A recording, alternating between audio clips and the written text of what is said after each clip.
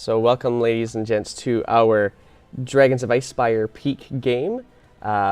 We are just getting ourselves started. For you who haven't heard my voice yet, I am Windy J. I am going to be your DM for this one, and I think what I'm going to do is I'm just going to introduce, first of all, I'm going to introduce the campaign a little bit by way of the background for it, and then as I do so, it will provide us with a natural opportunity for each of you guys, each of the players, to introduce yourselves to.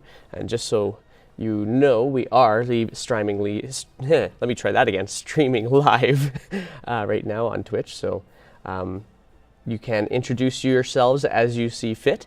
But here we go. So, we're going to go for the quick little story as to what the Dragons of Icespire Peak is going to be set up this way, at least the way that I'm going to be operating it. And so we have a party currently of 5 people, and the party of 5 people include are actually arriving with a caravan to a frontier town called Phandalin.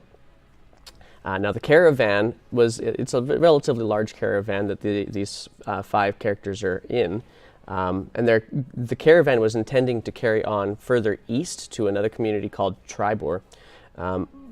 But you, as the 5 characters in here, heard there's work to be done in reclaiming the town of Phandalin after it was laid to waste by hordes of orcs about 100 years ago. Now, the town has only just been getting back on its feet, and with reports of some fairly good prospecting opportunities. And so now, as young as these efforts are to reclaim it, there's probably going to be some need for some people with an adventurous heart to help out and to earn some coin along the way, especially if there's some gold out there in those hills somewhere around Phandalin. So although you've come from a variety of different locations across northwest Faerun, you have all found yourselves in the same large caravan, having bartered passage to get as far as Phandalin.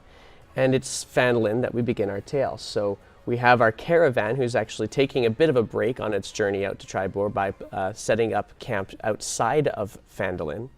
But you, seeing as you are now at your destination, have decided to actually enter into the community. And the first one that we're going to introduce you to is the character by the name of Garrick. So Garrick, if you will, please introduce yourself. Hey, the name's Garrick. I'm actually pretty new to the adventuring scene. I originally was a chef, so I thought, why not make some money while traveling around and tasting other kinds of cuisine. My ultimate goal is just to make like my own tavern eventually, but I'm in for the adventure. And why don't you describe what people will kind of see when they see Garrick? Well, at first glance, you would notice that Garrick has, medium, I don't know how, it's a relative term, but shoulder length, dark brown hair, the, golden eyes, just a rather pale complexion, and he stands at about 5 feet 6 inches. He can always see he's clutching onto what seems to a notebook of sorts, and he's always writing in his little notebook. Awesome. So, and then we'll move on to the next person that we have with us, and that next person is Zabi. Zabi. Yes. Hello. I you see a medium height wood elf with copper skin. He wears just a shoulder shroud of thatch, as well as a skirt of thatch with a long fabric cloth reaching down, and he's always wearing this mask, black mask with white eyes. Yep, and he's hunched over, crouched, just kind of chilling. All right. And I guess now we'll move ourselves on to Vix. So, Hello. Vix, he is kind of a middle-aged dragon, dragonborn, which is 34 in age. And he stands about 6'5", 280. And he's a blue dragonborn, but like he has like kind of like black outer scales, but like mostly like blue like front side like stomach area, and like throat.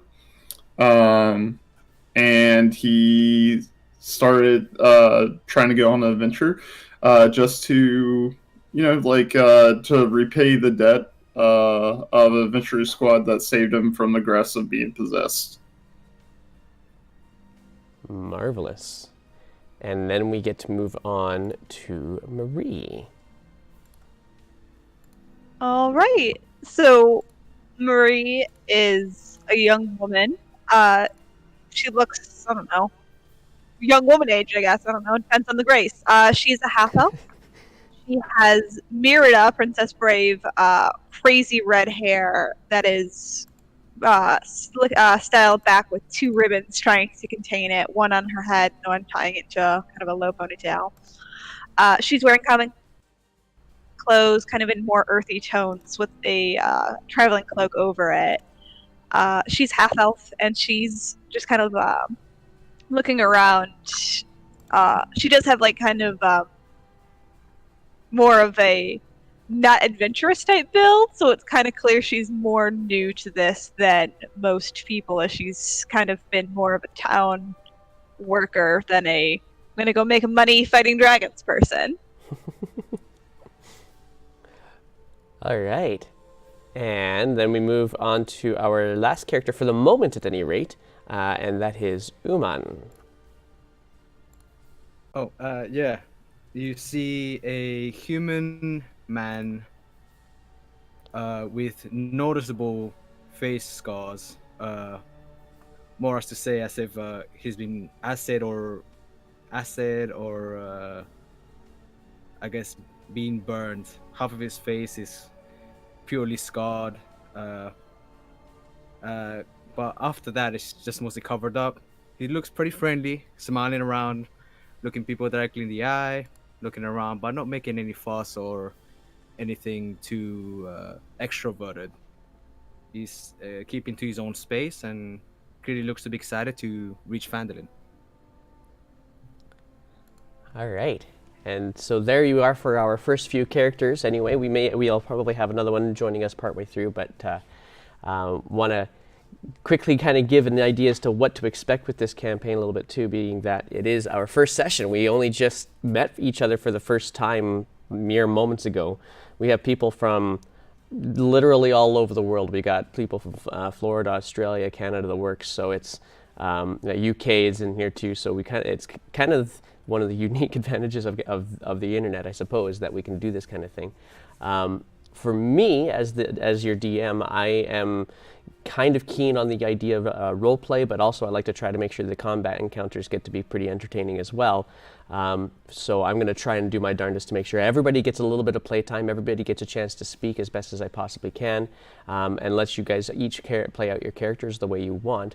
As I understand it, we have a number of people here who have some of them are relatively new, and by relatively new I mean I have some friends who've been playing Dungeons and Dragons since the second edition or the Advanced Dungeons and Dragons editions. I am personally also somewhat new, comparatively speaking. I've only been doing this for a little over a year now, but I know we have a couple of people here with us who have also only started, partly because potentially of pandemic things.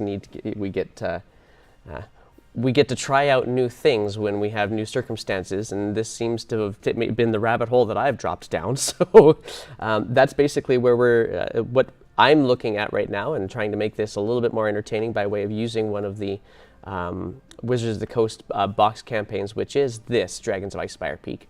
For those of you who are particularly keen on how the lore works, if you have heard of the Lost Mines of Phandelver, this particular campaign takes place a few years after the Lost Mines of Phandelver took place. So a few years ago, Phandalin started to recover simply because some dwarven brothers were able to find a lost cave and recover it through the help of some adventurers.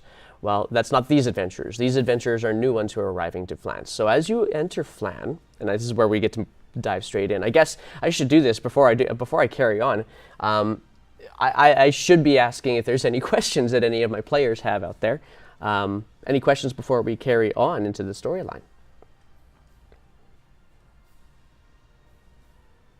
Nope. Awesome. Guess not. The only one that I know that I have in my head at the top is we do have another character up on the screen. His name is Morgar, and he will be joining us partway through, potentially today. And if he can't join us today, he's going to be joining us next week. We'll be running this adventure, these series of short adventures, every Thursday morning. I will give you a heads up that I'm taking a break over the Christmas holidays, so there won't be any streams or any games on December. Shouldn't be any games on December 24th or on New Year's Eve. We'll dive straight back in after that, but that's kind of that's the plan for things at any rate. So as you walk into Flan, and you have now left this large caravan behind, a bunch of people have set up themselves campfires and travel-type cauldrons, if you will, over top of the fires to start up some stews and such. You decide, no, this is the place that I wanted to be, so away you go into Flan. And it's a relatively small community. It really is very much a frontier-type town. As you enter into Flan, you'll see a number of buildings on your left and on your right. It doesn't take long entering into the town before you see kind of the open clearing that is the town's kind of square, if you will. Except it's obviously not a square. It's it's still an open space. You can see some merchants have actually set themselves up there, just traveling merchants. You'll see there is a shrine to some sort of a god in this town plaza, without actually having any stonework for the ground at all. You do see an inn nearby. You do see there's also another fairly familiar building, and it's familiar because it seems to be all over the Sword Coast. Lion Shield Costers, which you know to be basically the Walmart of Faerun. There's also a little bit more of a sturdy building further to the east from where you entered. You entered from the north, so it's going to be to your left. And this little bit more sturdy building appears to maybe be a place where much of the original business of the community happens. And then there's another road that continues further south, and another road that so two roads that actually go to the east, and one that goes to the south, and that one that goes to the south seems to go out towards more frontier area and beyond the town limits. It's not a large town. It's fairly small. They do seem to keep their houses quite nicely, though. So is there any particular places that any of you guys would want to go first on your way to try to find some work to do?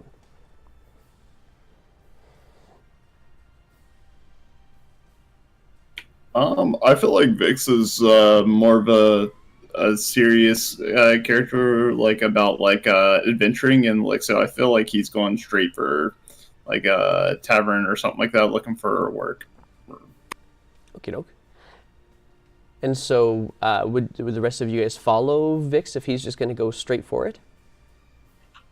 Murray would go straight towards an inner tavern, but it's not because she's looking for adventure, it's because it's damn cold outside and she really just wants to sit by a fireplace for 5 minutes. There you go. So then we'll say that the tavern that you see, you do see a tavern right on the corner of the open plaza area, and the tavern, I had that set up for you. Of course, I don't have all, it's called, you can see it's got a little sign out on the front, wood carved sign, if you will. It's called the Stonehill Inn. And so as you enter, you do see a fairly comfortable establishment. Looks like it's got an upper floor as well as a lower floor, but the lower floor is mainly your tavern area. The as you enter the building, to your left you see the bar. There's a fairly large square bar, and there's lots of stooled seating there. There's a couple of tables towards the back, a larger table immediately beside the front entrance as well. And then if you come around, go further in towards the tavern, you actually see a kind of another larger space opening up to the right that has a fireplace, which immediately obviously attracts Marie, as well as some other very large, long tables. Would you guys probably all go to seat yourselves at about the same table, do you think? I'd probably stay a little farther away from the center. Okay. Yeah, I'll follow along. Yeah, I'm good with that. Okay. So for, who was it that said they were going to go a little bit further away from the center? Zabi.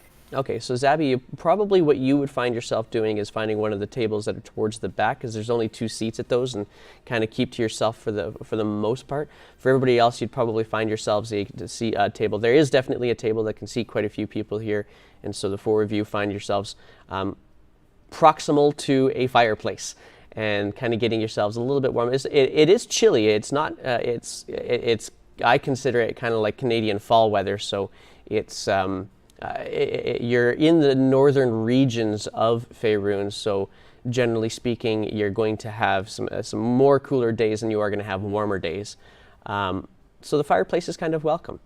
You do also see, now that you've settled in here, kind of looking around, that there is a door at the back of the tavern that seems to open up to a hallway. You suspect that this must be where the kitchen might be, or where some storerooms are. Maybe the stairs to the upper level are probably through that doorway as well.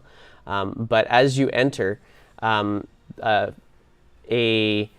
male human, kind of short, relatively friendly, comes to greet you. He goes straight to the group of 4 of you guys. Says, "Welcome to Phandalin. Is there anything I can get for you?" Sure, you got some mead or ale or something like that. Absolutely. Have you been traveling long? It's been a long road. It's a cold one as well. Ain't that right, guys? Yeah, definitely. I think I'll what's being served? What's being served? I'd like to have some of that. We have a mead here that definitely wets the whistle. We have, if you're so inclined, we have some more expensive wines as well. But to be honest, I don't go through those very often. So I suspect when you're coming off the trail, what you're probably looking for is our mead. It's a good stout mead. I'll go with the wine. Ah, very well then. So, and for the lady? Push to talk. Kidding me. I'll get a mead, but also, do you have hot water for like tea, or is that like something I gotta use this fireplace for? Oh no, absolutely. I can certainly produce that for you. Is there a specific type of tea that you're looking for, or are you interested in trying out one of our local herbs? Don't worry about it, hon. I got my own in the bag. I brought my own. Marvelous. I will be back out with your orders. Is there anybody I missed here? I'll take water. Water it is. And he hops back off to the bar to start putting together things. Just before he gets to the bar, he notices Zabi kind of sitting aside. Oh, and is there anything that I can get for you? No, thank you. I don't need anything. And he kind of looks in quizzically and then says, "Well, very well. If you change your mind, you can see me right there behind the bar." And he goes off to the bar to put some drinks together. A couple moments later, he does come back and provides the water, the hot water too. It didn't seem to take too long for him to produce it. And then mead and wines. He says, "So for this, I would say this would probably run you around 1 silver if you have." If you're doing it for all of you guys together. If you're doing it separately, I can do it differently. Fine, boy. I'm sure you can pay it. Wine seems pretty expensive for a first drink. How much would everything be exactly? 1 silver for altogether so far. If you want, I can start up a tab, and you guys can have a meal, and if you would like instead, and we can get back to you with the tab later on. I think that would be the better idea. Who knows what we'll be partaking of, you know. Fair enough. If you are looking for accommodations, I do happen to have a couple of rooms available upstairs. So just let me know. You just ask for me. I am Toblin Stonehill. This is my establishment, and I'm quite happy to have guests in here. I think a lot of people don't come up this way too much, huh? More and more these past few years, people come out. There's plenty for people to look for, particularly now that the rock seekers found some things nearby.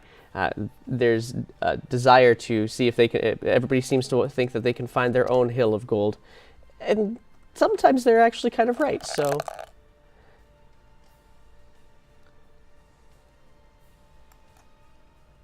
And it's not a complete shock that we have a few people who are looking for some more adventuring activities too. A couple of you look like you might be that sort. And he kind of looks quizzically at Marie, who definitely doesn't fit the part. But most of the rest of you guys look like you probably could put some time into some efforts, and so he kind of just leaves that question hanging. Yeah, we'll probably hit the quest board sometime, but for now we just gotta rest, right? Well, I know that there will be some desire for some help. Our town master, Harbin Wester, would probably be quite happy to make your acquaintance. I don't keep a quest board in this establishment. I try to keep this place a little bit more calm and a sort of sanctuary from the proprietors and of villainy, if you will. Besides, I know he's probably looking for some help with the orcs or with the barbarians that are nearby as well. So there's going to be many jobs available for you on that board. Nonetheless, if you need anything, just let me know. I'll be behind the bar for you. Thanks, hon. Thank you very much. He blushes and then carries on. It's just me, or does everyone look at me when they mention adventures? Am I wearing the wrong thing? Is it like an outfit thing? Or like, is it an attitude? Do I need to sit up straighter? I'm not really sure. If anything, there should be two of us that don't look like I don't seem to be as, physical looking as the others. It's probably an outfit thing then, huh? Yeah, most likely. Possibly. I'm sure both of you guys are strong. I mean, strong enough. I mean, it wasn't a job specification.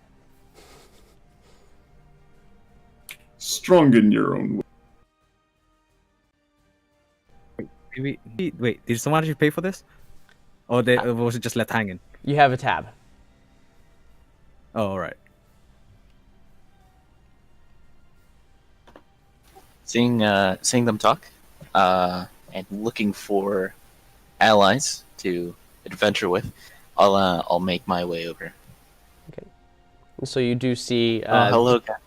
You do see him kind of step up from his chair and come back over. He's been kind of standoffish the entire caravan ride, so you may have basically greeted each other for the most part on the journey and just said hello and at least made acquaintances, but you don't really know each other deeply completely yet.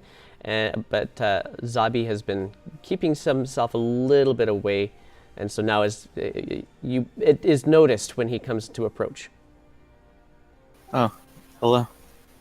I'm looking to Hello. adventure, and if you guys go, can I come with you? Yeah, I'm sure. Well, I'm up for adventure. You guys? I mean, I look like an adventurer, right, Zabi? Zabi, is it the outfit? I mean, you must be hurt. You don't look grizzled enough to be an adventurer. I can't tell if that was a compliment or not. But thank you. You'll get a few scars if you join us.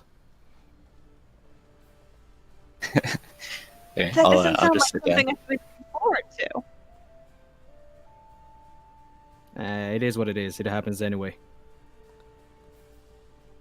The door to the tavern has a bell on it that kind of jingles when the door opens, and you see a couple of people, ladies, walking in. They do not have even the most. If Marie looks like she doesn't look like she's an adventurer type, these two definitely don't.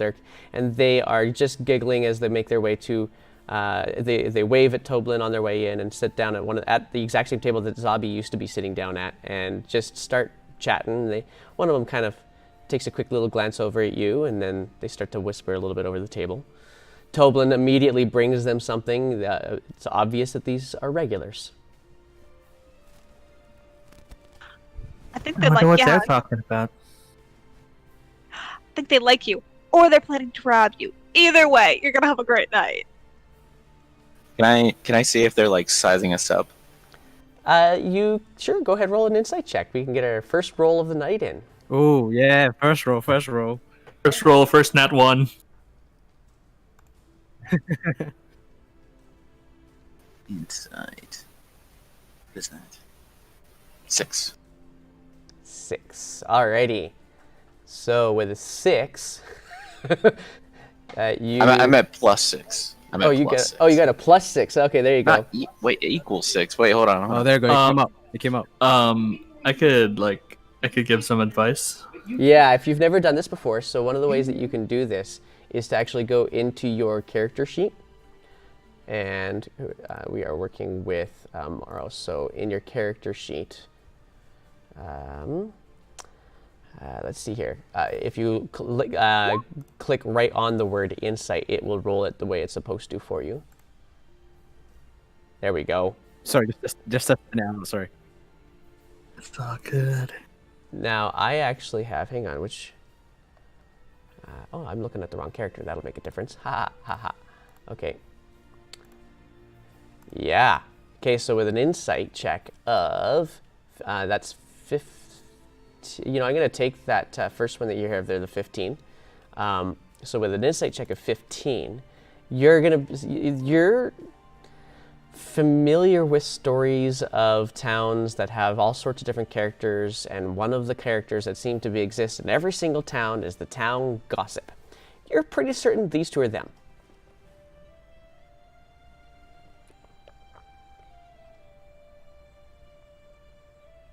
I think if we have any questions about this town, those two are the ones to ask. Question is, who's gonna ask questions?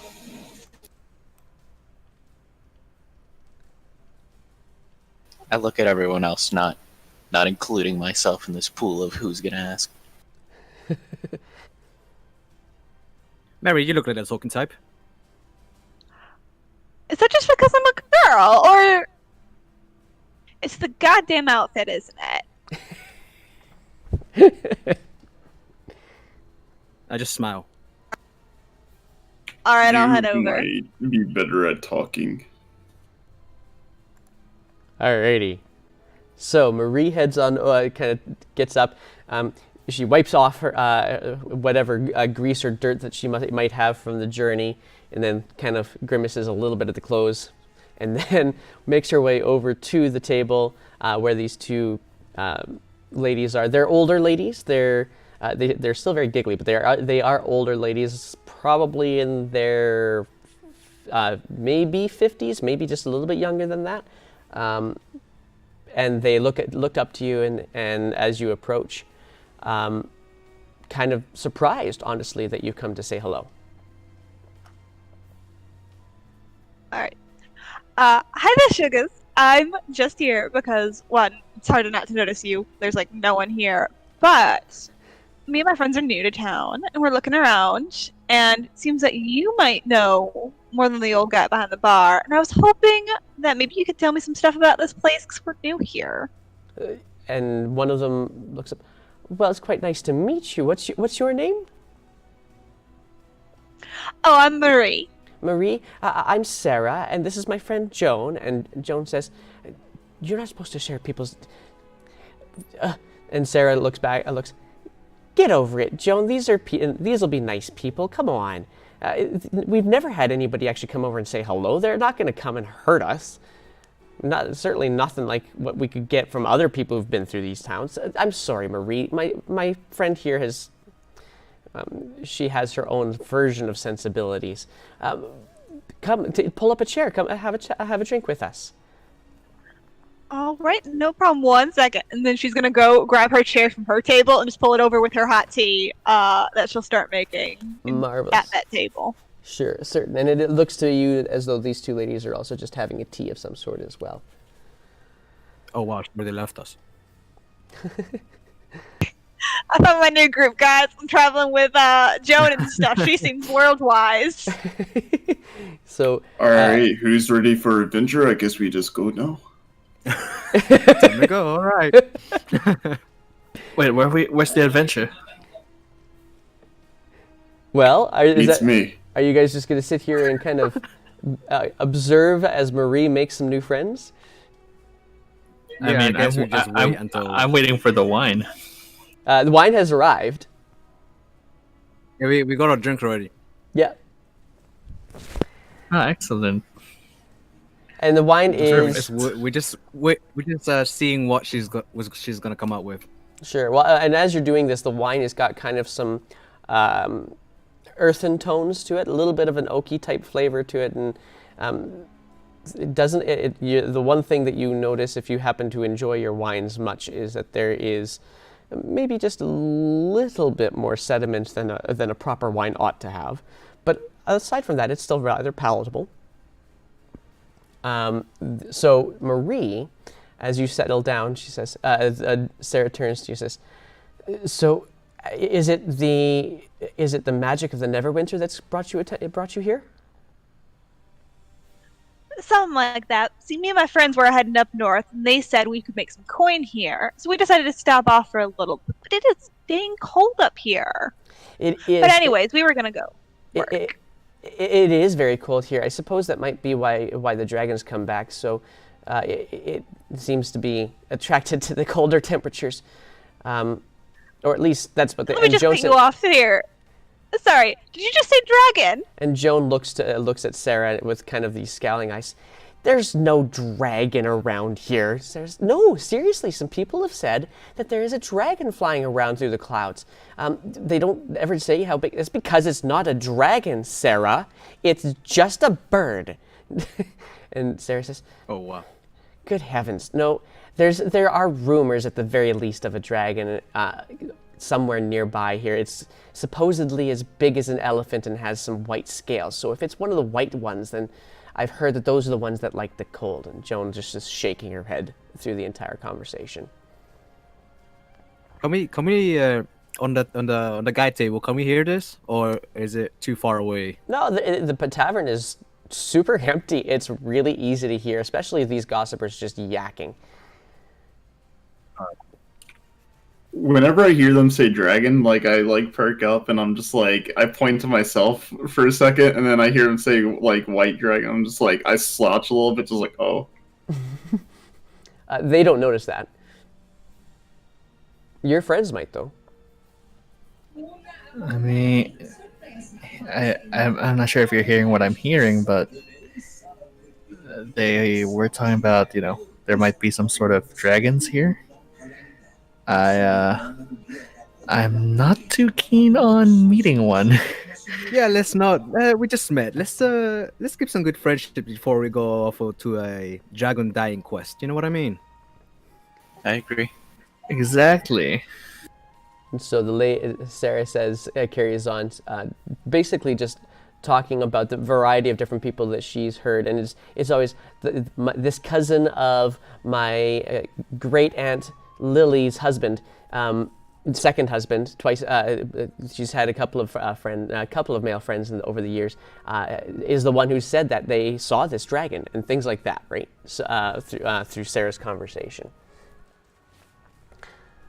And Joan eventually pipes up and says, "It's not real. Just as much as the magic in the Neverwinter Wood is not real. It's not going. That's never been there. I've never seen evidence of it. You're just a crazy lady sometimes, Sarah, and you're just trying to get attention. No, I don't think we need to start a fight over this. I mean, it is rather, cold and stuff out there. We don't want to be starting tensions with nobody when we got to be stuck inside all the time, huh? And Joan looks to you and says, "Oh, I'm sorry. That's not what I mean. I still think Sarah's can be sometimes a kook, but she and I have been the best of friends since we were probably your knee height. We've been here our whole lives, and Sarah's the type that really kind of gets intrigued by these stories. I guess, I'm just a little bit more cautious." She says, "No, you mean sour. Cautious, Sarah. I'm just cautious." Always a good thing to be cautious, I guess. Now, can you tell me where we'd find the person with the jobs and the works? Me and my friends, we got to make some coin before, we head on out. Joan speaks up. "Well, Harbin has been asking." Sarah says, "Harbin Wester is the town master," and Joan kind of scowls at being interrupted. Sarah carries on though. "Harbin Wester is the town master. He's got the town hall just a little bit further down the road. You can't miss it. It's a big stone building, and he's been putting jobs up on the job board there for years. Only recently have there been enough jobs, perhaps though, to keep some adventurers for a little bit longer. The last adventurers we had around here got their wealth and left." I mean, that's just how adventurers work at this point. Oh, right, but we'll have to go take a look at that. You guys are so helpful. Do you mind if I ask where we can get some clothes too, just because, Oh, certainly. if we're going to be staying here. Well, you've got a couple of options. You have the local shop, Barthen's. It's just you probably walked past it on your way in. And of course, there's the Lion Shield coaster. It's got a little bit of everything there. Chances are, if you want something from a bit of a distance, that's where to go. But if you're just looking for something simple, your best bet would be to go to Barthen's. You're so helpful. I appreciate this. And Joan says, "Most welcome. And honestly, if you want some more news about Fandlin, we'd be quite happy to share in exchange for whatever stories that you bring for us." Sarah says, "I thought you were cautious." Joan says, "I don't mind a story or two. I just don't believe they're always real." Well, we'll have to meet up for tea more often then. Boy, do I've got quite a few stories. And Sarah looks at you. "I would love for you to spill the tea into my cup, my lady."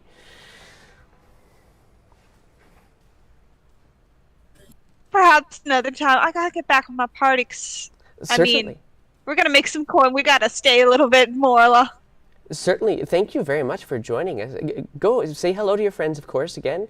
And at this point in time, Joan is now kind of looking over her shoulder because her back was to the rest of the table, and she's now paying particular attention to the gentleman that you've kept company with.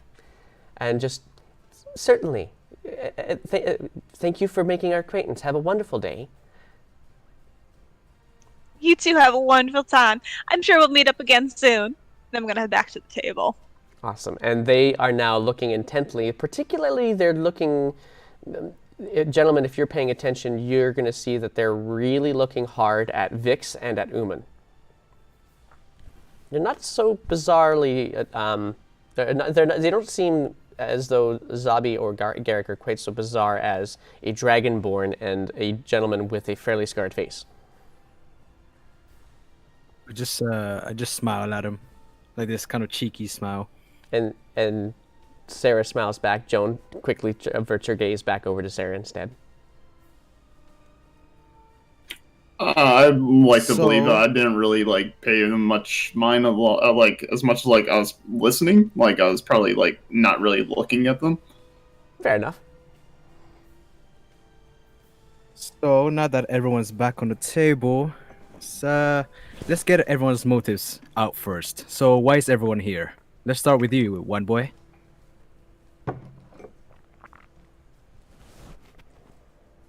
He says while facing Garrick. I mean, I'm just here to make some coin. I guess this is my first stop, just to make some coin. Maybe see what the town has to offer in terms of food, then I probably would be on my way if there's an opportunity to travel again. But for now, I'm working here. Well, depends on what the town needs, really. Good to know. Well, what's your name, brother? Garrick Alcestis. All right, Garrick. And you, ma'am? Did you say man or He says- ma'am? Ma'am. I don't know. That's how he says it. No worries. Well, hon, I'm Marie. We've been traveling together for a little bit. Sure you heard, because I've been known to talk quite a bit loud, you know, all that stuff. But I'm just traveling. I don't know why we got to put, you know, goals in mind. As long as I get enough coin at the end of the day to keep my stomach full, I don't really care much. Yeah, that one's just fine. And what about you, forest fella? He says while looking at Sabi. You first. Wow. Directed back at me. All right. Well, I'm here. Heard about how Fandalin's going, and in all honesty, I really wanna settle down, have somewhere to call home again. And that's gonna take work, and that is work that I'm willing to put in. And I'm sure, as if we all have the same goals, I'm pretty sure we can make this place a place we will be proud to call a monument of our life, per se. Now back to you, forest guy. I need strength. There's something I need to do, and I need to be strong enough to do it. All right. Oh, I forgot to ask. What's your name, ma'am?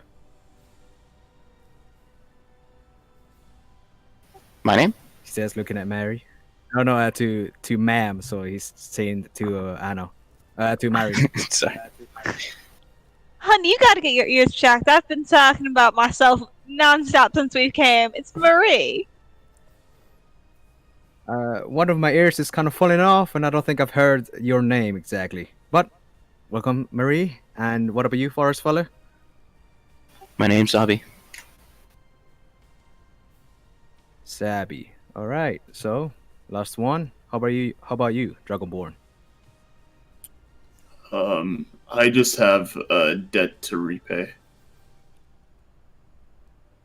Adept. All right. It's good to know. And the name? You can call me Vix. Vix. All right. So, Garrick, Mary, Zabby, Vix, and Uman. So we're all heading out and making our own path in life, adventure, money, and all of that jazz. Sounds exciting, isn't it?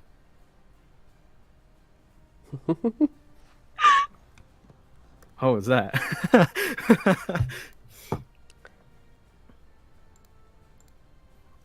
I'd So say who are I'm we more heading out to scared than first? anything. Well, I don't know if you heard. Those nice ladies over there gave me the locations where I can fix the outfit problem, apparently. So that way people stop looking at me funny when they mention I got work to do.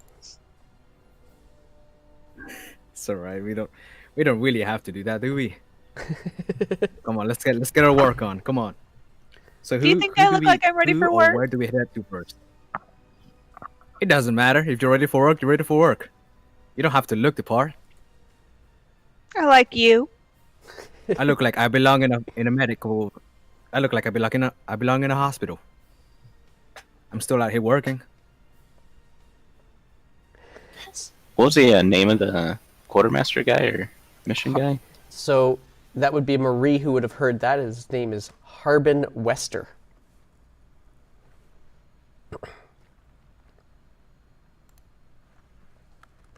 And so Were they all eavesdropping? yeah, good point. I forgot that you guys were all talking pretty darn loudly. So Yeah, So at this point in time, you guys have kind of had your drinks. You've emptied your ales. And Toblin, the tavern keeper, comes to you and says, "Leaving so soon?"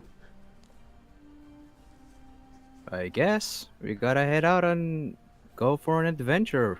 Tobliss? I forgot your name, brother. Say it again. Toblin Stonehill. Toblin Stonehill. I hand her over a silver. Oh, thank you very, very much.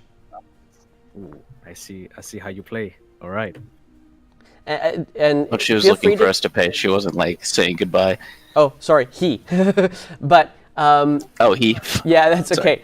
So he says, you're certainly welcome to come back anytime. As I said, we do have rooms, so if you end up finding some work here, you can certainly make your way back here, and we'll put you up. It's not that expensive. How much is a room then? Rooms here are... I gotta double check my notes on that one, make sure I'm not telling you a lie. Yes, so for the night is simply 5 silver, but if we're looking for multiple beds for you or for multiple rooms, we can do like group rates, if you will. All right, we'll see what kind of work there is to be done, and we'll get back to you on that. Thank you. Have a wonderful day. Bundle up, it's starting to get a little bit windy out there. I'm like half naked. Well, you heard the man. Bundle up. And so you guys make your way out of the tavern and kind of following the directions that Sarah and, well, mostly Sarah gave Marie. Marie kind of guides you to your left, kind of travel a little bit east, and it's immediately apparent the Townmaster's Hall. It is a somewhat larger and very sturdy stone building. It has a pitched wooden roof. It has a bell tower at the back, so it becomes particularly obvious that this happens to be the hall. So you approach the hall, and it's there's basically a single door, but right beside the door is a large board. This is mostly just a series of planks that have been hammered to the wall with a whole bunch of different job postings on them. And so we can actually get some of those postings up so you can see them, for that matter, too, if you are ready to read some posts. It's the meat and the bones. And This so, whole thing. indeed, and so what you guys notice on this jobs board are three pieces of parchment that have been kind of hammered top and bottom that read as follows. And I'll put this up here for you guys to see. Aha.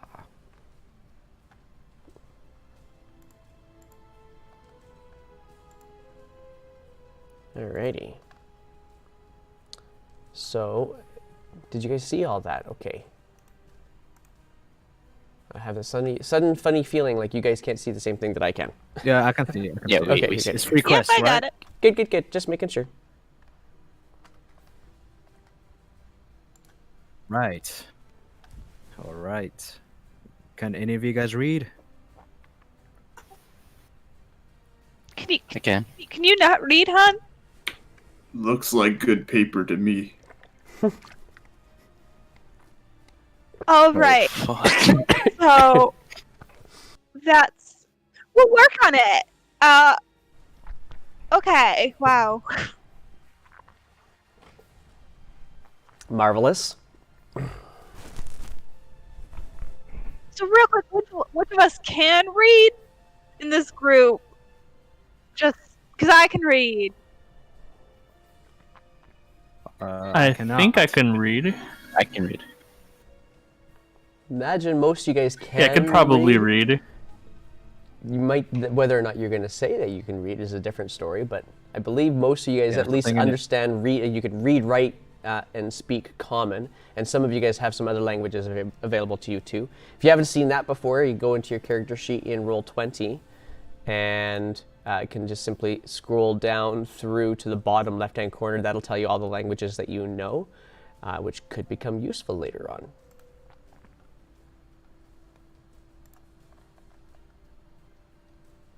Yep. Dope. Nailed it, picking to speak Gnomish and Dwarvish. I speak Common, among other things. So is that Is the handwriting legible though? It is legible. It's obviously been there's actually been some effort put into making sure it could be read. These posts are on the board are largely written too.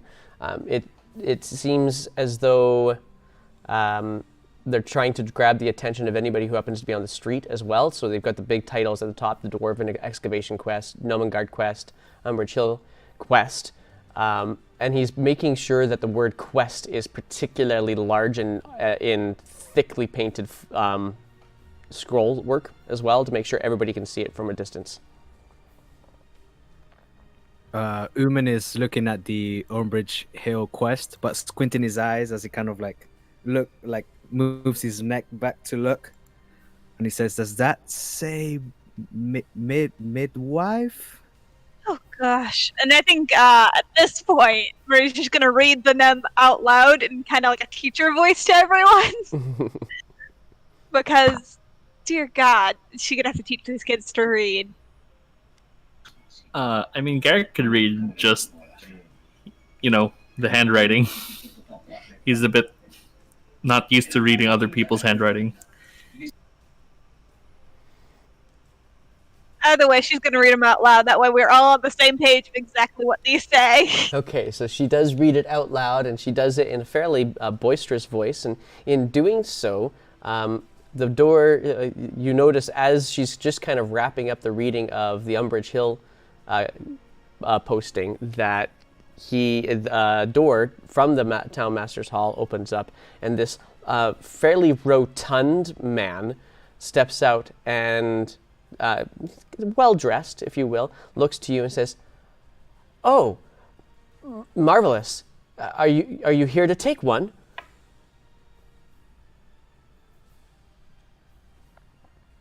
I mean, that Probably. was the plan.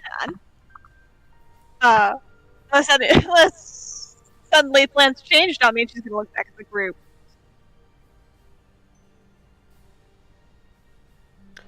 And he says, "Well, then, I should introduce myself. I am Town Master Harbin Wester, and I am the one that you would be coming to receive pay and to prove to me that you've got the job done, because, well, we can use all the help we can get right now."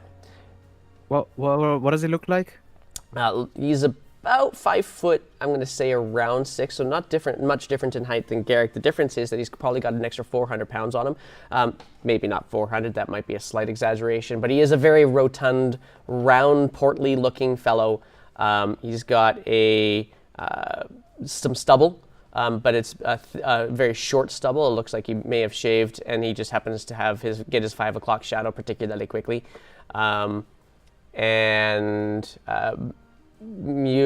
But he does have some fairly nice clothes on. They're not your basic commoner clothes like you saw Sarah and Jones kind of quality of clothing. There's some work put into this. And he does try to hold himself with a little bit of poise, despite his rotund nature. I see. Yeah, well, I'm pretty excited to start something. Is there any of these specific quests that you really want us to do? Well, all of them, otherwise I wouldn't have posted them up. However, if this is something that you're somewhat new to, really any one of these might be the best way to get started. I would say take something nice and simple, like the one where you're simply just providing some information to some gnomes or something to that effect. That might be the best way to go. Besides, we could use some of the things that those gnomes have. On the other hand, I could probably be letting the dwarven prospectors know that there's a dragon in the area. They probably would appreciate hearing that, and they do take care of this town. I'm also I have to admit, I'm kind of concerned about Adabra. She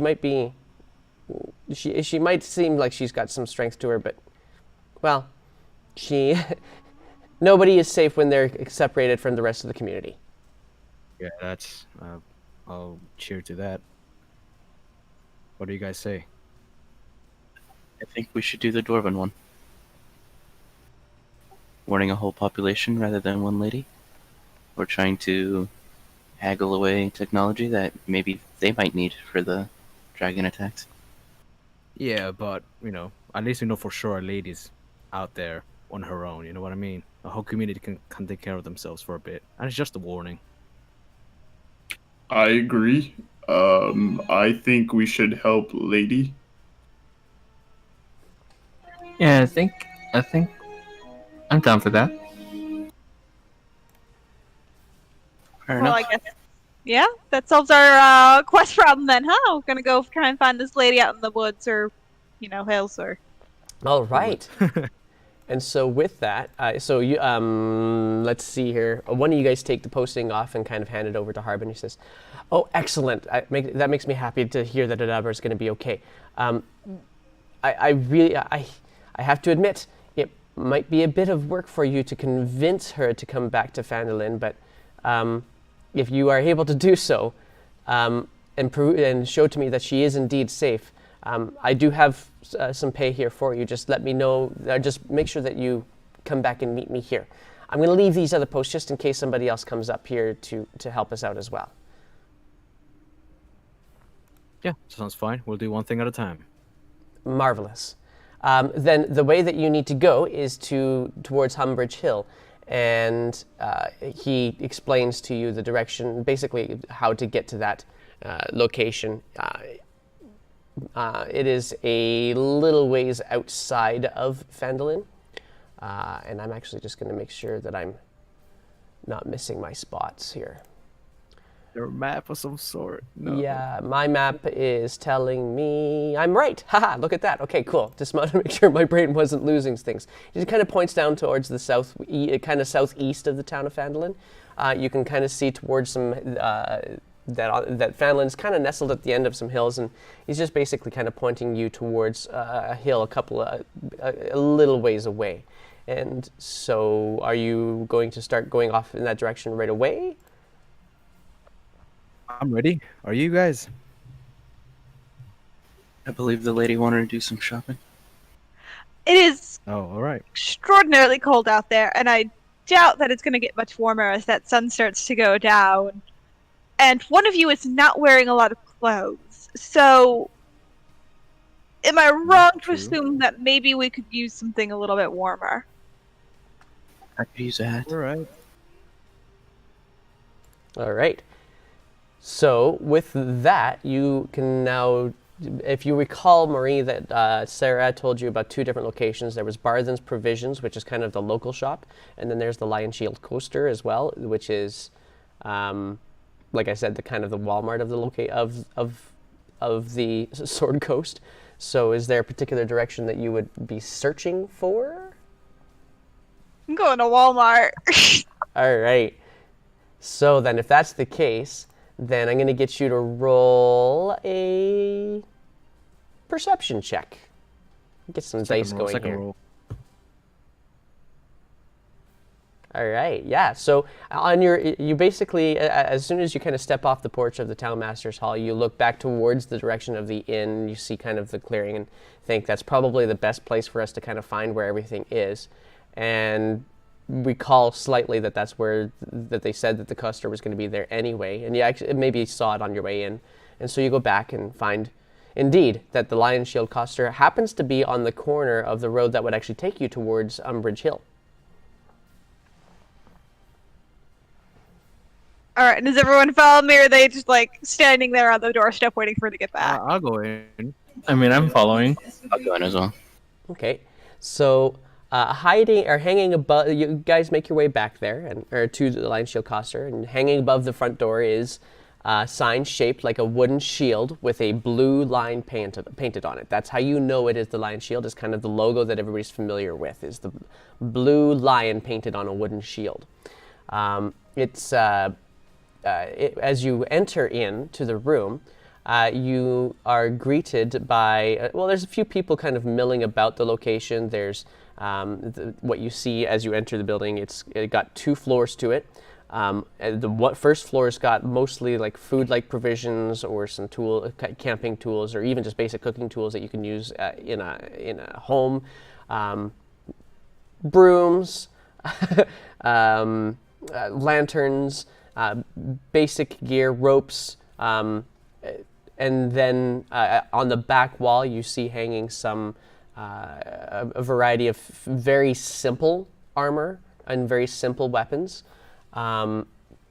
just hanging on the back, but they're hanging behind a shelf where you see a woman, a human woman of about around the age of 35, who is kind of having a quick conversation with one of the other patrons that are already there, obviously a local, who is just getting some food from her.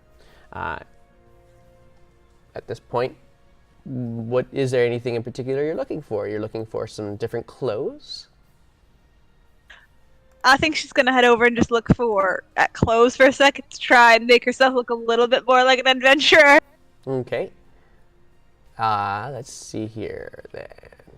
So yeah, you walk in, you kind of weave your way through a couple of, and it's not set up like long rows of things. It's set up in such a way that you feel like, I don't know where everybody is, but if you've ever been to the kinds of layouts that they have at IKEA, where they basically give you some arrows and say, this is the way you got to go, there's only enough space for one person to kind of go through these, through this room, and the shelves are situated in such a way that there's really only one way to go through these, through the building.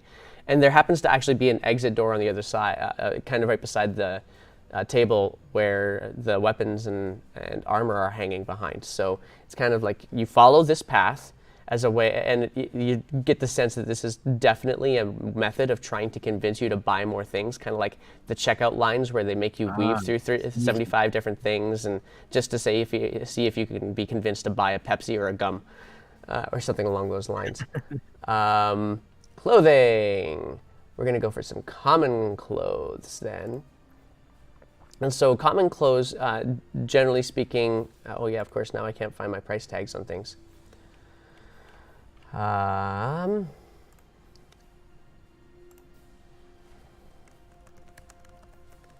that's the wrong machine. There we go.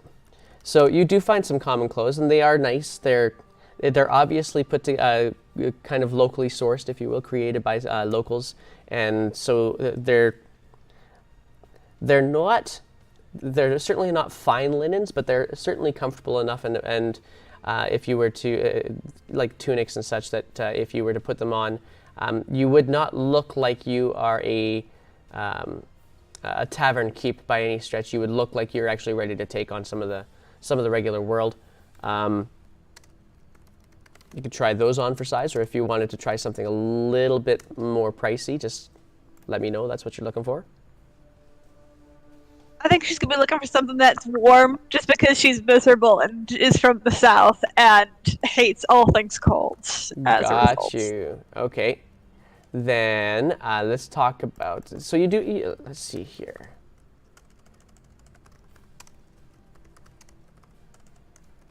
All right, let's see what we come up with for that. So yeah, you do find that there is a couple of piles there of some warmer clothing, kind of a heavy coat, a little fur lining on it, and you can tell that it's actually been put together a little bit more thickly, like some wool that's built into it. Might see some leather boots and some leather gloves that are kicking around there too. These would definitely keep you a little bit warmer than you are right now. I think that the fur that's on it is potentially wolf fur. Could simply be coyote. It's certainly kind of one of those grayer type colors. Yeah, and just if that's what you wanted, you could pick that up and take it to the front counter. All right, and how much is just the cloak? The cloak, you could probably get that, well, you'd have to take it to find out. Fair enough, I'll take that. Okay. All right, so you take it over to the front counter. Is there anything else that anybody else is picking up? Oh yeah, as Marie leaves the, I guess, clothing area, Uman is just gonna look for like a scarf or like a hoodie, something to cover his head with. Okay. Head and face. Right beside, and you can actually see some of them that have been woven with care. Some fairly nice scarves. There is it's not so much of a hoodie. It's more like a beanie or a toque kind of an idea. So it will cover the ears and it'll cover the forehead quite nicely. And it does kind of extend a little bit down. There's a little flap that kind of goes down the neck, very much like a frontiersman's hat kind of an idea. I guess I'll just take the scarf. Okay. Yep, that's it. Okay. And I'll just go ahead. All right, so you approach, and the lady that's at the front counter, just having ushered the last person who was buying some food out, says, yes, and so the warmer clothing, I see. Yeah, it turns out the clothes made down south ain't quite built for this weather. And she kind of grins. She's, indeed not. Well, their coat there will run you about 8 gold. It's a fairly nice one there, put together by one of our ladies of Phandalin. I don't know how long you've been here, if you happen to know anybody from this town. Only a short while, but long enough to know that you're going to need a better coat, so... Indeed. So 8 gold for that one then, please. All right, and how much for the scarf? I'm just going This- to point behind her. The scarf, oh, that one's a much less effort put into that one, but it's still a very nice scarf. That one I would probably let it go for 5 silver. All right, I think she's going to pay for both the coat and the scarf. Marvelous. 8 gold and 5 silver then. You can mark that off on your sheet. What's the conversion of gold to silver? I think it's 10. Yeah, 10 gold per. 10. 10 or 1 gold for 10 silver. So it's like 85 silver if you want to put it that way. For like the equipment and stuff Sorry. like that, how can you like tell like what's like equipped and stuff like that right now? Like, The tick. Yep, there is. Yeah, they changed this. They changed the sheets just recently in Roll20. But if you look on your equipment list, there is the blue checkbox that's to the left-hand side. That's supposed to indicate whether or not it's actually equipped, whether or not you're actually carrying it with you at this time. And most of the equipment that you guys will have right now will be stuff that you carry, because you don't exactly have a house that you can leave it off in, or a wagon, or a horse that you can put it on. So at this point in time, pretty close to everything should probably be ticked off. You'll all be carrying it on your backs or something to that effect. Probably with your like an explorer's pack or a dungeoneer's pack or even scholar's pack, depending on whatever it is that you got.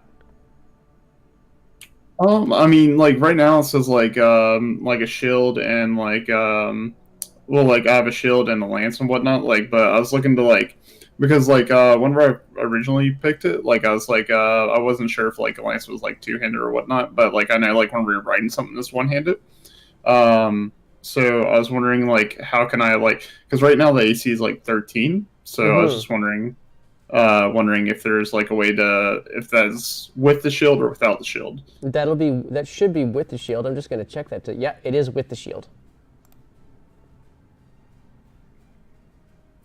Okay, fantastic. Yeah. Okay. And so now you, before you exit the building, who was it that got the scarf? I'm sorry, I forgot. I missed that one. That one was. Oh, who did? Yeah, What? yeah, it was Uman who got the scarf, right? Well, it was for me, but Mary paid for it. Right. So you go ahead and put your scarf on, and Marie puts the jacket on, and immediately you can feel the warmth of your body no longer jumping out of your skin. It is now actually staying with you, and you actually do a little bit of a shiver, realizing kind of when you have that juxtaposition of temperature change, you do a little bit of a shiver and kind of relax into the coat. This was a good purchase. All right, who was not wearing a shirt before? That was me. All right, Marie's gonna give him her old cloak just because it's damn cold. So what color is the cloak? Her old one's kind of a earthy green color. Okay. Perfect. Oh yeah, perfect. Yeah, I put that on. Thank All you. right.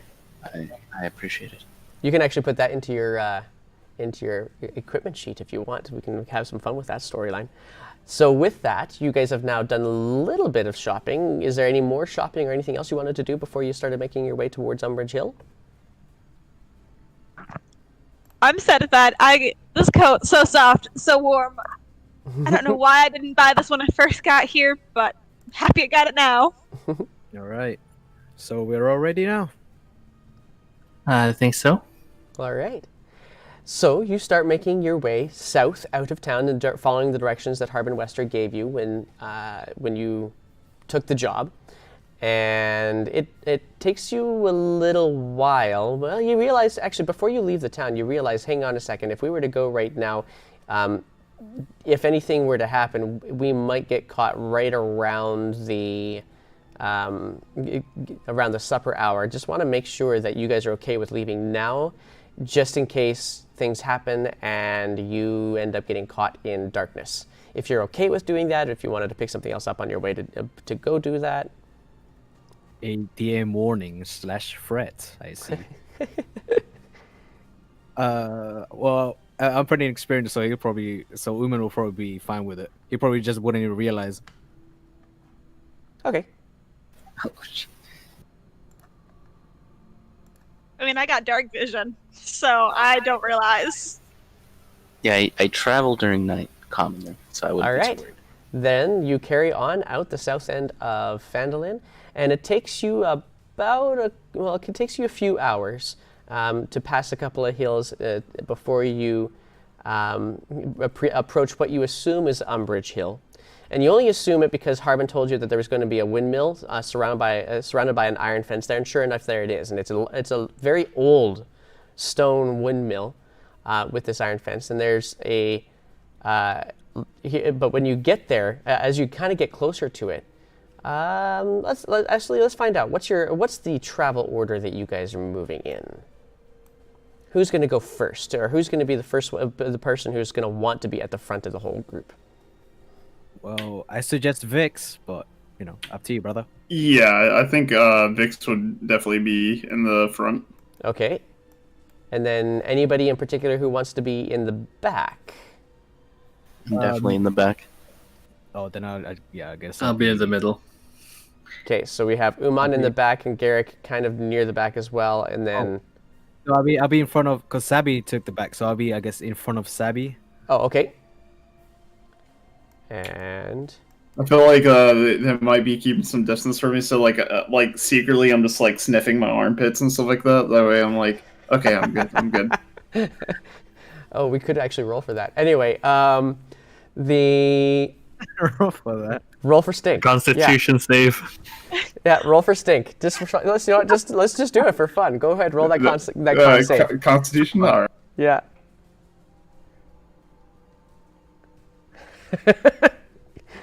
Yeah, this is D&D, ladies and gentlemen. Okay, yeah, you don't stink. Wow. That's a good start. All right, Alrighty. sweet. Got a high roll all the way. Looking forward to the one. Nice there. All right, so as seeing coming. as I have you out front now, Vix, I'm going to also get you to roll a perception check for me. Oh God. I had to get. Oh no. Oh no. Oh, okay.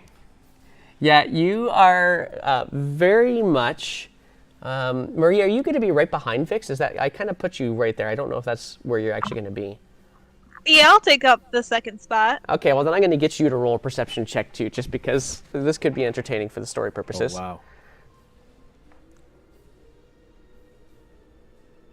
wow. Okay, fair enough. I mean, Does anyone here need a torch? I can light one up. It's not actually dark quite yet. It's still probably just a little bit after the supper hour now. But Vix, you're actually paying particular attention mostly to the fauna, the variety of birds that are flying around. Kind of paying attention, maybe seeing if you can see a dragon per se, if there was one to be seen. And you don't see much. You see a couple of seagulls because they seem to be everywhere, and ravens, crows, hawks, things like that, flying out and about, sparrows and such. And you're paying mostly attention to that when you kind of come around a hill and see the old stone windmill. You're around 100 feet away when it appears, and you look up now that you see the stone windmill. you see there's a second floor window, and a woman is kind of waving madly out there. And then you look down to the bottom of this as you get closer, you're now around 60 feet away. You now get closer enough to it that there you can see, oh, there's a reason why she's waving madly out the window at us. There is a large winged monster with a spiky tail trying to knock down the windmill's front door, and you didn't even notice it until just now. And so now we're going to try something here. This is all going to be theater of the mind at this point in time. We don't need Now, maps for the this number at to this the point. left is the one that I actually rolled, right? Yes. Guys, there's a bird trying to knock down the windmill. Okay, so this is... that. Let's do this. Actually, no, let's not do that. Let's do it the proper way. Let's find that manticores. Aha. Battle music plays. Where are we Dun, dun, dun. There we go. No, that's... Cue Final Fantasy music. For half a second, I thought it was the Pokemon battle music. Hey, yeah, that too. Yeah, whichever one works. Alrighty. So let's see here. Oh, I mean, it's not the gonna Benny let me Hill do theme this. works. How interesting. The video theme.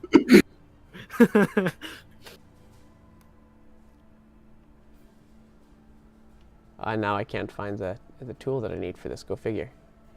No. Well, and you know, it's a packaged thing, so I'm still trying to find out where they put everything. So, that's okay. So we will roll this differently then. We'll roll it like this. Roll.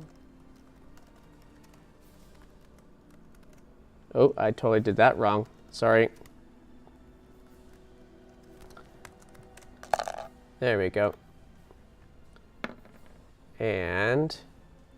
yeah, okay. So it hasn't noticed you yet, at the very least, but you do see this large winged creature clawing at the door. And the lady's, now that you're close enough, you can actually hear what the lady is yelling out at you. She's yelling, a little help, please? Does the whole party notice it now? Yeah, you guys all notice that you're 60 feet away from it. You wouldn't have had much What's- more warning than that. What's yeah, at around first this? I thought she was just waving, so I was waving back. Yeah, what's around us? Like, Around what type you, of, environment? You know what I mean? just the hill. There is that the stone windmill that's on the side of the hill with the iron gate or kind of iron fence around it. There's not a whole heck of a lot else around you. It's just grasslands for the most part here. Maybe a couple of stones, small bushes, and by small I mean pretty much you'd have to be a gnome to hide behind them. That kind of thing.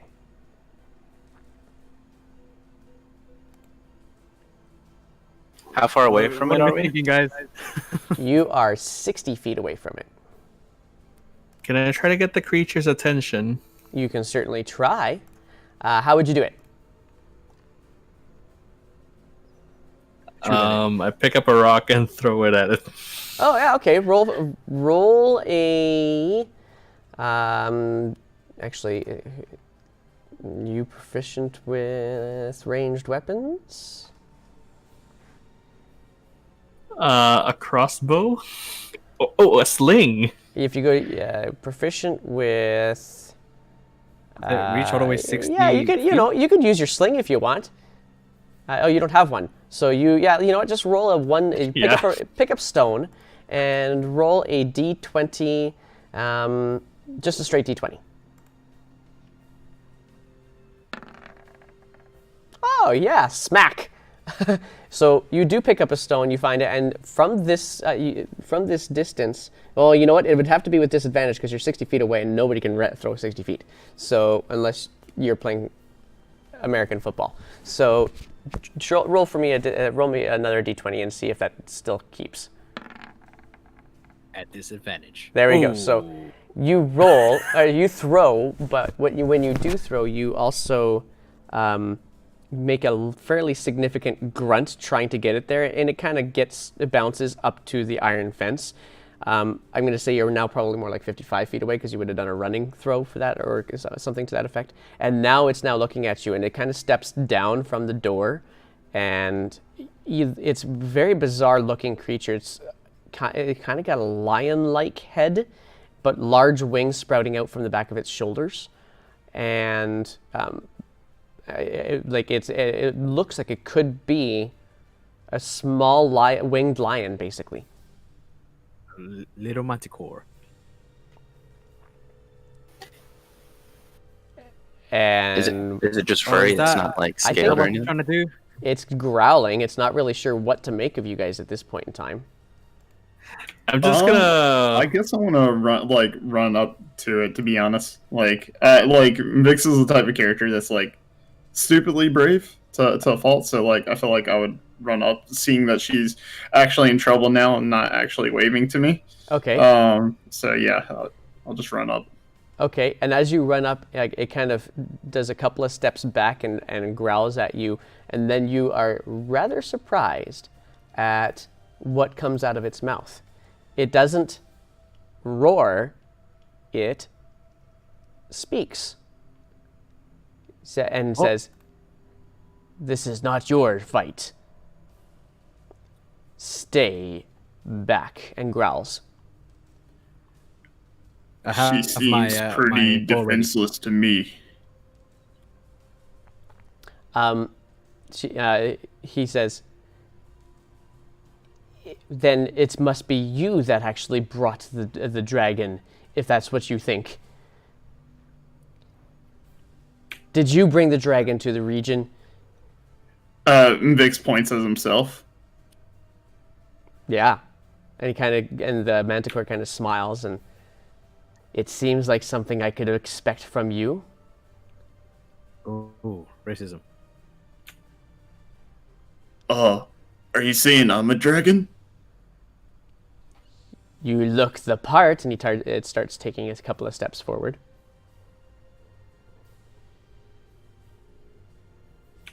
Well, I guess if we have no other choice, then I guess we're just gonna fight this out then. What do you mean we have no other choice? You just We don't pointed at have to. yourself and said, I'm a dragon, and I feel like we could stop, take a moment, explain ourselves. This thing clearly talks. Is this what we're Vix- doing, Vic? I let off an arrow. Okay. Oh, okay. I was gonna have Vix roll an intimidation check, but are you letting off an arrow at the manticore?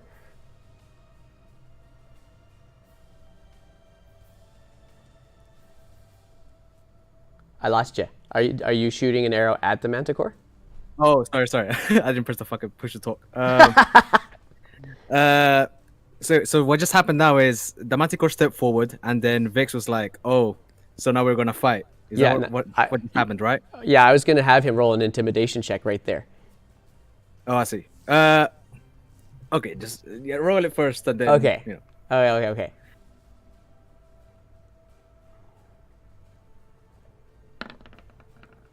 Ooh. Wow.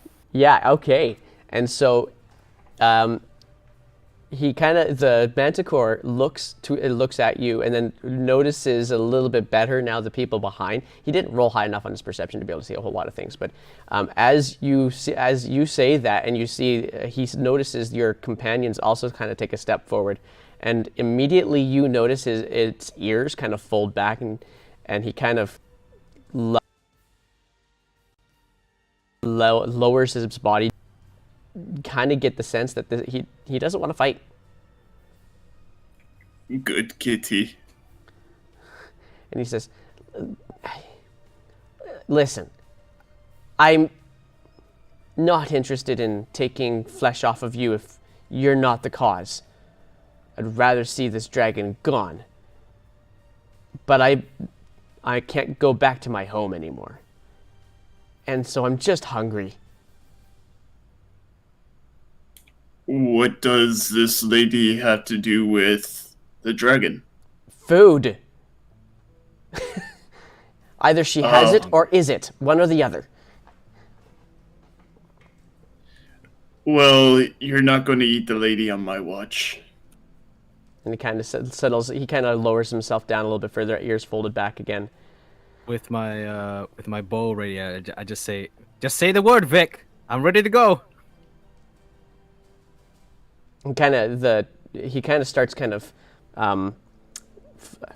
hugging against the ground, kind of hiding to go and hide a little bit more behind the front entrance of the windmill, which is why you didn't really see him, because he was kind of on the other side of the windmill, and he's now kind of going back to that spot as well. I'll step forward. Okay. If we bring you food, will you stop attacking the lady?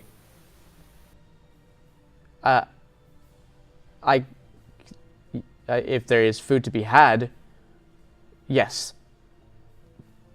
But I'm going to need food again. So, do you have food? Do you have food? I do not. Do you have any means of acquiring it yourself other than murdering innocent sentient beings? That's the way of the things. You know that. Oh, we lost our music. How about them apples? That is the way of things. I mean, like intelligent life. His face kind of falls a little bit. You can, as much as a cat-like face can actually fall. It says, if there were food around to grab, the dragon has taken it all. How about you be my kitty, and I will feed you when the opportunity arises. Okay. And he says, I am no creature's pet. It's your loss. How do you feel about the word mascot? How do you feel about the word teeth? And he kind of stands up a little bit, trying to get his resolve back. Vix, you're still quite fully aware that he's still supplicant. He's not actually going to do anything. He's just his sensibilities have been offended significantly. Okay. If not my kitty, what about my partner? How about a partner to whatever gold you have? And this, I'm going to get you to roll an Partner intelligence to check. whatever. All right.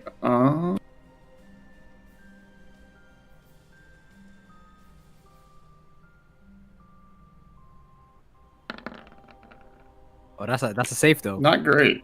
Oh yeah, don't go save. You want to do just a basic intelligence check. You could actually make it a. Where are we here? You could make it a history check if you wanted to as well.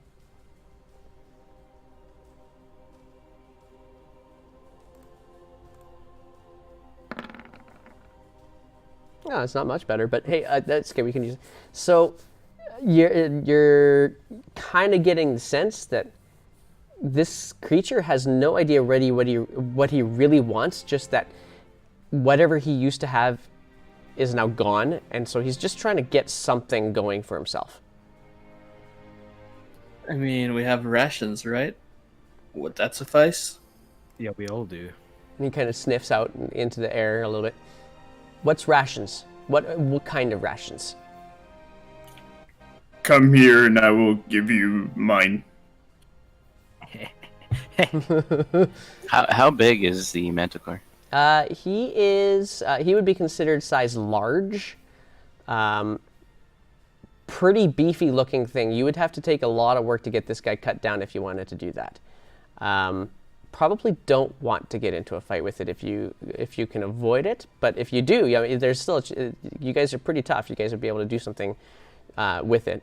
I'm kind of like putting him. aside my weapon, so like it's not like I'm trying to trick him or anything. So like he knows that like I'm trying to help him.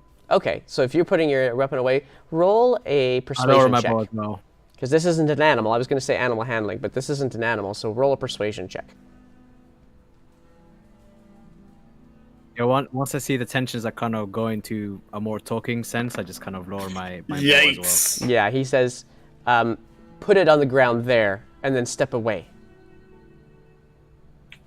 Sounds good.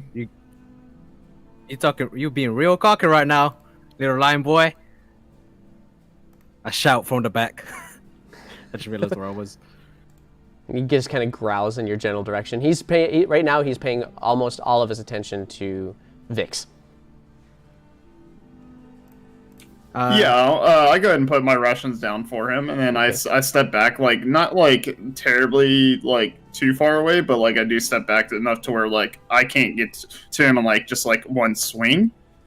Fair enough. And so he kind of edges himself forward. The lady up in the towers, watching with bated breath, you kind of take a quick peek, and she's just kind of agog, as if like, why aren't you just trying to kill this thing? And the manticore, starts kind of like a timid puppy, starts kind of working towards the food and sniffing it out. And he kind of noses through some of it, finds something that seems to smell okay. You notice that it's a little bit more of like the jerkies or the kind of meats that you would have had in your pack, and he takes that and says, takes it and kind of gulps it down without even chewing it, just kind of gulps it down. He says, "Do you have more?" Wow. I personally don't, but maybe my comrades, maybe. But I'm not going to offer you theirs. I'll give him my rations. Okay. Yeah, I mean, I have a lot to spare. Okay, so you guys pull out of your packs. Not the whole ration kit. You actually just noticing that he's only taking the meat. So you just pull out the meat portions of it, which of course you might not be all that happy about, but you still are. You take it, you toss it up so it kind of bounces on the ground, kind of nearby the manticore. He kind of shudders just a little bit in fear, and then goes to reach for a bite of it again. Takes up that meat, and then. So, I might try something though. Sure, go for it. Like instead of like us like wasting all our rations and whatnot, I will like I guess try to convince them like, hey, like why don't you come back to like? So I'll be like, hey, why don't you accompany us back to town? You don't have to come all the way in if you are not feeling up to it. But I can buy you meal there. Oh, interesting. Okay. He says, "I do not do well with towns. There's a reason why that mountain was mine." And he kind of looks up in a little bit into the mountains nearby, and you kind of get the sense that he is homesick. So this dragon, he took your home? And my hoard, and my food. My mate and I have been looking anywhere we can for food. Oh yeah, mate. Damn. If we were to challenge the dragon, would you be of help? I'm gonna get you. Let's see here. Probably the best thing a here. starving, dying manticore on our hands right now. Yeah, I'm gonna actually put this as I am gonna get you to go for a persuasion check. DC's pretty high because this is not the kind of creature that would usually go, "Okay, your DC's hit." Okay, he said. So he says, What? "That was a good roll. That was a good time for that roll too." He looks to you and says, kind of gulps down the last chunk of meat that you guys gave. He says, "Perhaps." And with that, he takes his wings unfurl and flap, gave a great big lunge to the ground, and he just lunges up into the air and starts to fly off towards the open grasses to the west of you, and just gone. Well, there he goes. And Did you just offer to fight a... Sorry, go ahead. Every time I talk, I have a character box, like a text box, and so it just does text of Oh. T. Okay. I was gonna say, did you seriously just offer to fight a dragon with a manicore? It seemed to work at the time. It worked, right? Well, and the lady at the top of the tower, she's now no longer in the window. She's not door at the closed? window. She's no longer at the window, so you can't see her anymore. Is the door to the mill closed? It is closed at the moment. I walk up and knock. Okay, and fairly quickly after you knock, We don't really. yeah, fairly quickly after you knock, the door opens anyway. It's like she was probably making her way down to come out. But if you knocked, she is now opening it with confidence. Oh my goodness, thank you so much. Come in. I'll go in. Okay. How did you do that? We talked. I didn't... How did you know that it could talk? I don't I know. mean, I it spoke called him first. Kitty, and he said not Kitty. But I'm confused. He is Kitty. I mean, it did speak first, so Really? It didn't speak to me at all. Maybe you should have tried throwing a rock at it.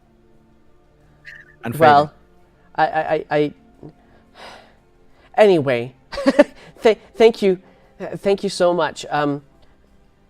Who are you anyway? We're here for Anna Deborah. Gwyn. Is Oh, that you? that is me. Yes. Oh, We have and word from now- the townmaster to bring you back. As you for your guys own all safety. enter this windmill is not really an operable windmill anymore. It has now been turned into kind of an.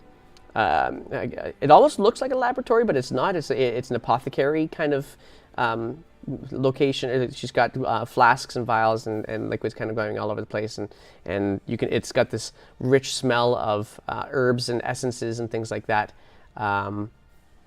And of course, you do see the stairs to the upper level. She's got a couple of chairs that are somewhat cushioned, and she gestures to you to have those chairs, and she immediately goes over to a back table and starts fussing around a kettle. She says, "I'm Adabra. Why are you looking for her? Why are you looking for me?" The townmaster has a posted quest Oh, and she kind of mission into ensuring your security. You're alone out here, and he was worried. her shoulders kind of slump. Says, "Oh, Harbin fancies me, I'm pretty certain. But I'm quite fine out here. I do not need to be going back into the town. So even if I didn't have any extra help from you, there's nothing that creature would have been able to do to me. I'm well situated here in this windmill." I have to disagree. Yes, that's your call. You're certainly welcome to. And she brings over to you. Upon our arrival, you asked us for help. I don't understand. Well, mostly just because I was curious to see if you could. I kind and of step back, looking at everybody else. she offers a tea to each of you. Have my own you mix. seen the dragon around here? I have not seen the dragon directly, but I do know that it is in the area, and I don't anticipate that it would go for a tiny meal like me when I'm already inside this miniature stone fortress, if you will. so it is real. There is a dragon around here. Oh, definitely, there is a dragon around. A white one, probably about as big as an elephant. At least it's what my eyes would suggest to me from my little window. But it hasn't come to bother me. It tends to stick to the mountains, and sometimes it goes up north further to what I think is probably the Neverwinter Forest. But it doesn't seem to bother me here on the edge of the hills. Well, here's the thing. Fuck, what's her name again? I forgot. Adabra. Deborah. Well, here's the thing, Adabra. We've accepted a quest back in town, and we do need you to come back if you're going to be rewarded. Now, here's the option. I know you don't want to come back. Am I right by saying that? Absolutely. There's no point in me coming back. There's nothing to come back to. This is where I get all my work done. Do you have any sort of personal attachment to the town or of any sort? Would anyone miss you if you disappeared? Harbin potentially, but I suppose not so much so, no. Because what we could do. No, but you won't leave this tower, will you? I would rather not. This is where I'm comfortable, and frankly, I'm not interested in the busyness that can happen in the town. Do you have combat skills to fight off dragon? Well, I don't need that type of skill. If I'm really besieged, then I have ways of getting messages out to people. But even with that manticore, I would have simply just waited it out. It wouldn't have been a major problem. All right, outside of a game, guys, should I just pick her up and bring her back to That's town? what I was fucking thinking, man. I was like, you thinking wanna y'all fucking were gonna knock her kill out. her. Yeah, I was thinking you you guys were You gonna know- make her disappear. You could That's a try real roll. sketchy Wasn't question. there. Anyone gonna miss you, huh? Oh, I was thinking along the lines of we'll get something off of her, like I don't know, her place that the guy would know, and then we just tell her that she died or something, like the manticore killed her, and then she would like go somewhere Or- else so they won't check on her. Or wait, we're supposed to guarantee your safety, right? So we just get her to write us a letter explaining but, everything. No, I mean, but they want her back. making her leave because she doesn't want to leave, right? So to tell her she's dead and then have her leave anyway. I think that's when I stopped. I was like, oh, I can't make that suggestion then. Okay, so like back in the game, will you accompany us back to town just to ensure your safety, and I can bring you back to Windmill? Hmm. And she kind of looks and kind of considers. I roll a persuasion check. Jeez, oh jeez. All right. Says, I'd really rather not. It's rather inconvenient. Tell you what. I will scroll on the parchment for Harbin's sake, and you can make a promise, if you will, along with this parchment, that you'll just come and check on me from time to time. And we'll simply maintain that as a way of proving to Harbin that I am fine and that he doesn't need to send people for me anymore. But you know, the quest costs 25 gold, right? He's paying he's you willing to- 25 gold for this. That's right. That's a lot of money for you. I don't think he'll waste 25 gold on just, hey, let me get a paper and make sure she's fine.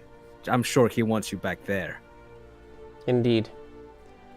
Well, he's not going to get me to stay. So that's interesting that he would be willing to pay that much. Just for me. What is it? What is it about a town you don't want to... Why Honestly, wouldn't you want to go back? The honestly, safety of... Harbin. So what's wrong with Arbin? Oh, he's probably a perfectly pleasant person, but he's not wanting to simply be a pleasant person. He wishes to be much more, and I am not interested, even remotely. Tell you what. Perhaps he simply needs to be reminded of the ability that I have to maintain myself. And so she kind of goes to the back counter and picks up a flask, and this flask's got a kind of a pink liquid, slightly clings to the side of the flask as it swirls, and she brings it over to you and says, I have many of these available to me. Well, maybe it depends on what you, I suppose, would consider many, considering there are 5 of you. But I have access to the ability to create these without any hassles at all. Perhaps you can show him that I can do this, and that will suffice. Well, along with my letter saying I'm not coming back, but I am okay. Perhaps that will simply suffice. And she hands it over to you. What? I don't have any. Can I inspect it? I guess to You see if can. Inspection is it? You wouldn't want probably proficiency with herbalism kits. I have See, that's the proficiency. thing. Yeah, then we can get you to roll for that if you want. And what Could you it would be do is a- Pass it to Zabby.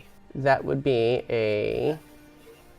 Common nature perception. Actually, if you click on that herbalism kit in your sheet, it would be this one would be a We're going to go with a wisdom one on this in this case.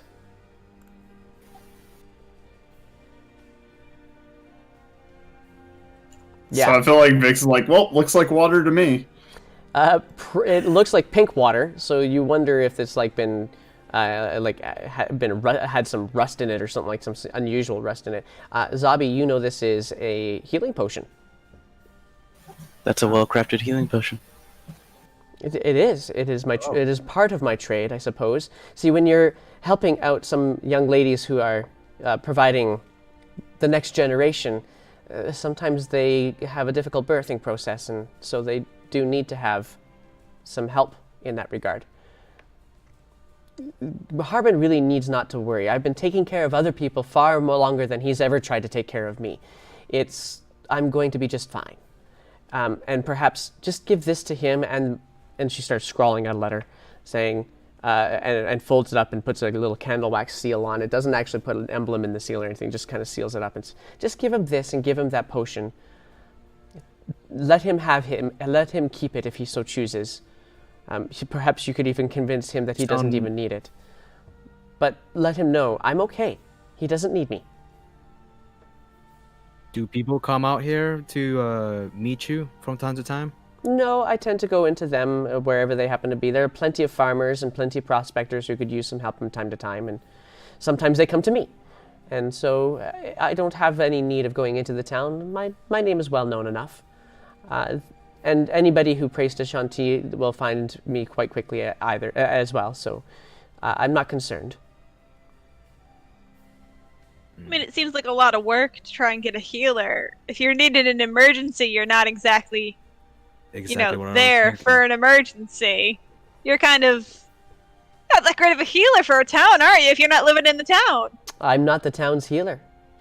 If the town wants a healer, they need to get somebody else, because it's not for me. I am my own position. So your whole vendetta against the town, I guess not vendetta, but I guess the dislike of wanting to settle down in the town is just for one man, right? Well, not just for one man. I find that my worship is not as welcome in Phandalin as it could be. There's somebody who would it's a town that would much rather put its interest in luck as opposed to in my god, if you will. And I don't feel all that welcome, and I don't need to feel all that welcome. I feel quite comfortable out here. All right, now I'm completely for it. Yeah, you can stay here. Sure, let's take the potion. I think this will be enough to convince the men. Probably not, but if he really wanted to, maybe he'll up the price twice. Maybe he'll give us 100 gold. Let's just let's play negotiation here and there. Thank you very much nonetheless for helping me out with the Manticore. He would have gone away after a time, but it would have been rather annoyance. And it's nice to know that there are other people out here who actually care about human beings. It's not always common. No one tell her we did this for gold. I know that you did it for gold. But I also know that you could have also walked away. To you. Oh, I didn't hear that. Okay, sorry, that's my fault. We already let her know. Yeah, Why yeah. you That's should have true. pretended not to Dude, do but- So we'll go with that anyway. No, We'll try Murray it out. says that like I wasn't talking to you. Well, in any case, Murray said all that in game. it's one thing for gold, but a Manticore would be enough to make many people simply turn away, even from 25. There's plenty more available in the region than just simply that. You didn't. It's noticed.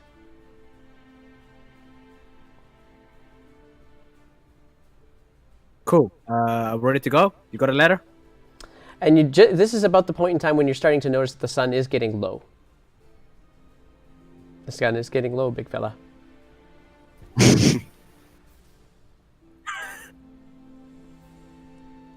Oh, we can make it. Oh, I didn't. How long did Wow. it take us to get here? It took you a few hours, so by the time you guys Yeah. get back to Phandalin, it'll be quite dark. But as you say, you have a number of you who have dark vision. Not all of you, but a number of you do. How far is the place again? How far? Yeah, like just by distance. Around distance. I'm gonna say actually. Let me Back to the measure that town. out. Back to the town. It is. I'm just gonna find the map here. Because it does actually tell me how far that is. It's around. It's only about 15 kilometers. You could probably actually get there in about an hour. Now that you know the way there. Oh, we should head back then. Yeah, we could just head back, right? Yeah. It'll be pretty dark, I guess. Then it won't be completely dark, but. You Okay. need a torch. I got like 10. It's fine. I mean, I have 10. It should be fine. Yeah, but can you light it? But you need help lighting it up. Let's check. I got a tinderbox. It's fine. All right. I just thought of something more entertaining to watch. Like a more entertaining way to actually set it on fire. Want to do a little shit for us, or? 'Cause now I want to see this. Where are we right now? Are we still in the place? Are we still in the tower? We are. Well, you probably will have left the tower by this point in time. Adabra would have put in the. Would have taken your cups from you. You guys would have finished up your tea, and you would have made your way. And so you'll probably be on your way back to Phandalin by now. It won't be long before you see the community. All right. So what do you have in mind? And I just hold out the torch like unlit on my hand. Okay, so here's what we're gonna do. Wait. Don't you set me on fire? Don't worry. That's out of- I am pretty well. He kind of, he does this finger gun motion with his hand, with his both hands, and I guess casts firebolt on the torch. Does that work? Yeah. Roll to hit it. The torch. Yeah, you're gonna roll to hit the torch to see how good you are. Oh my god! Oh my gosh. Okay, so, you put your finger gun out. Who's the one holding the torch again? We're gonna get this right. It's me. I'm holding out the torch with my hand. Okay, so, Uman, I'm not entirely certain exactly the source of your scar, but you still are very sensitive to that side of your body. And so you hold the torch out to your good side of your body, protecting the other side. And you see the finger guns go, and you realize that he hasn't actually gotten perpendicular to you, that he's actually almost pointing pretty darn close to right at you. And so you shift. Hey, you better move. You shift just as he lets it fly. And so I'm going to get you to roll a dex saving throw. Oh, jeez.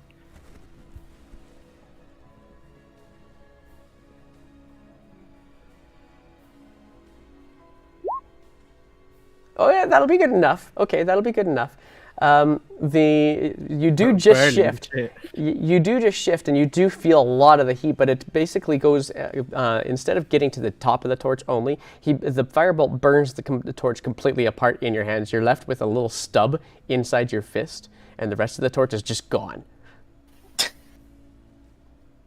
Great aim. Great. I just kind of like drop it onto the little knob on the floor. Yeah, Wanna try I'm used again?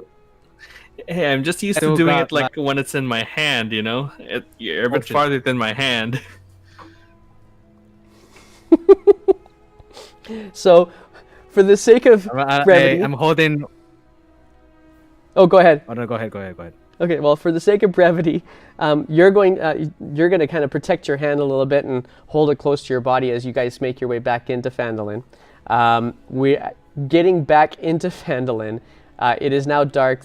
Many of the houses have like candlelight in the windows, and some of them are snuffed out already, so you can see that some people are already turning in for the evening. You make your way back to the Stonehill Inn, because you can already see that the Town Master's Hall is completely shut down. There's nothing there.